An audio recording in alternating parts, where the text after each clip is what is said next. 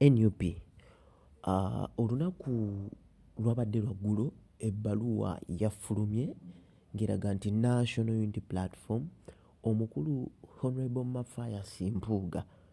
emuwummuzizza indefinitely ku kifo ky'obwa commission obwa parliament.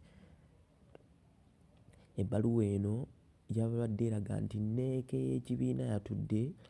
n'esalawo n'eteekinga decision nti eyali mu kifo ekyo Zaake Francis addizibwe mu kifo ekyo nga commissioner wa parliament wabula Mathias Mpuuga aveeyo. Naye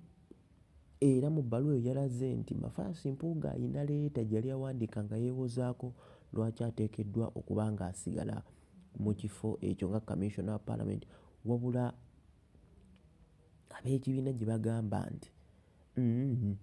teyabaddemu bintu byabadde biyinza kubalekesa Honorable Mathias Mpuuga asigale mu kifo ekyo commissioner wa parliament. Bino biddiridde okutongoza okwaliwo ku mikutu okwali kukwata ku bonanza ezaafunibwa abantu abamu mu ggwanga Uganda okuli Honorable Mathias Mpuuga. NUP gwegamba nti ssente ze yafuna obukadde 5 zaali zimenya amateeka ne bakomishona ba NRM abamu ze baafuna obukadde 4 so yo NUP egamba obaddenga ne budget nga leader of opposition budget eri over worth 3 billion running office ya leader of opposition. One, olina security kukuuma, olina abakozi mu office ya leader of opposition bakuwe emmotoka, ofuna amafuta, ofuna ssente omusaala gwa nga leader of opposition, ofuna omusaala nga member wa parliament, ofuna allowances, then ate zino bonanza simanya awards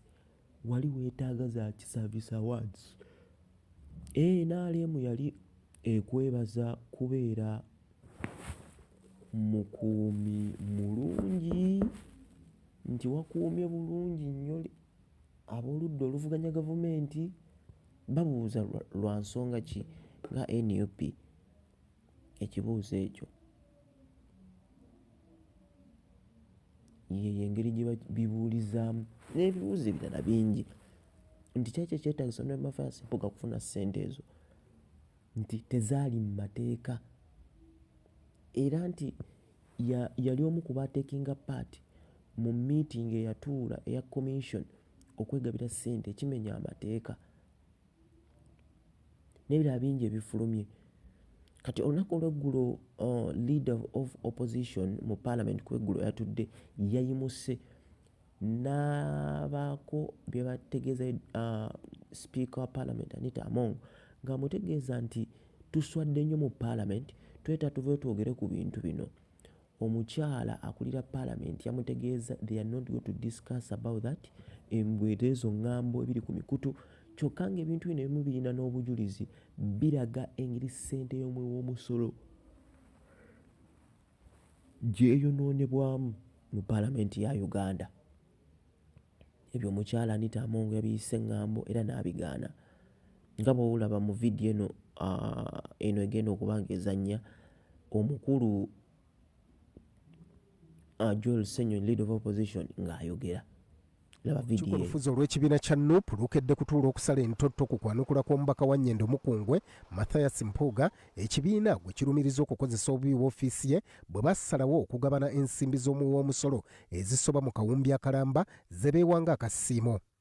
Okusinziira ku kiwandiiko ekiriko omukono gwakola ng'omukulembeze w'ekibiina mu kadde kano Dr. Lina Zedrigawar kikakasa nti wadde Mpuuga yasobodde okwanukula ebbaluwa eyamuweerezebwa okunnyonnyola lwaki tagwanidde kugobwa ku kifo ky'obwa kamishona mpaawo kyayanukudde ku nsonga ya ssente kazaalabulwa. Mu mbeera eno olukiiko lusazeewo okugoba Mpuuga ku bwa kamishona bwa paalamenti nga bamulanga ogw'obulyake, obukuusa n'okukozesa obubi w'ofiisi ye, era olukiiko lukkaanyizza nti buli kituukiddwako bagenda kitegeeza paalamenti.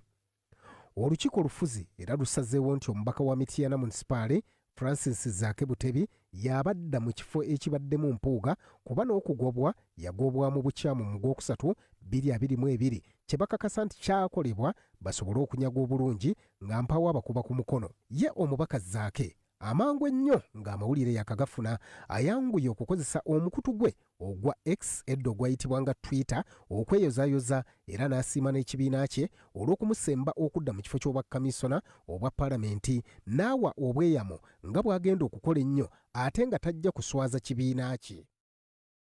Olaba vidiyo eyo then ate kankuwe ne ya Anita Amongo ng'ayogera ng'akutegeeza nti ye tali wiringi kuwuliriza bintu ebyo era yakikuusizza nti abali b'ebisiyaga be bamulwana okumuteekako propaganda oyo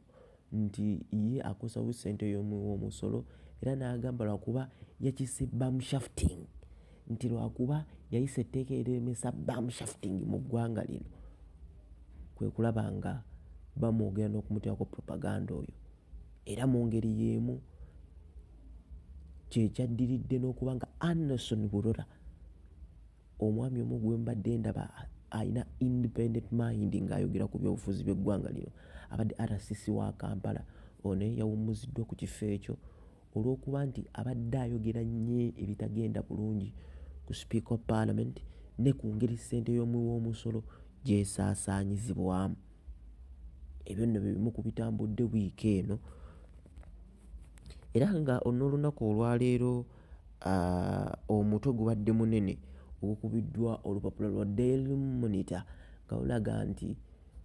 Speaker of Parliament red flag ajwanikidde bali babisiyaga agamba be bamu ku bamuviiriko omugambo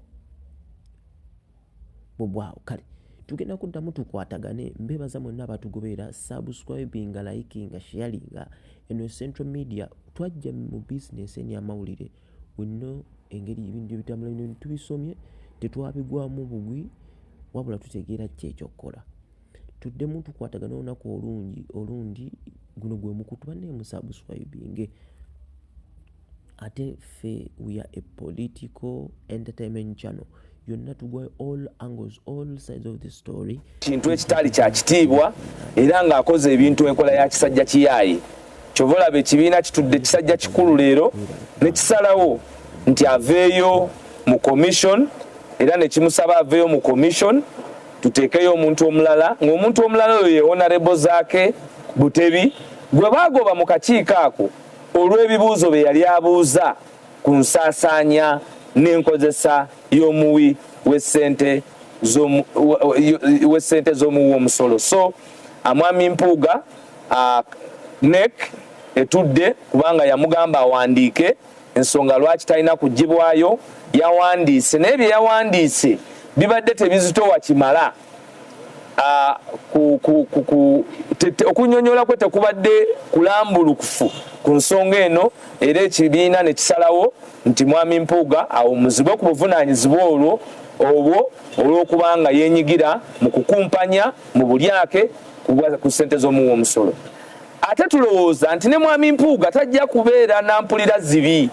alemere ku kintu kye twamusindika okutuweererezaako obuweereza. Tumanyi nti ajja kusobola bulungi nnyo kubanga bw'alemerayo aba akolera ani? Akusindiseeyo bw'agamba nti vaayo n'olemerayo oba okolera ani? Kyekibuuzo ky'oyinza okubuuza nti aba akolera ani? Naye tumanyi nti mwami Mpuuga akyalinamu ekitiibwa ekisaanidde okukuuma era ajja kulekulira obuvunaanyizibwa bwa bannayuganda engeri gy'ali nti mulyake musobole okukwasibwa omuntu atalina mpisa nga zize bwe zibadde zifaanana.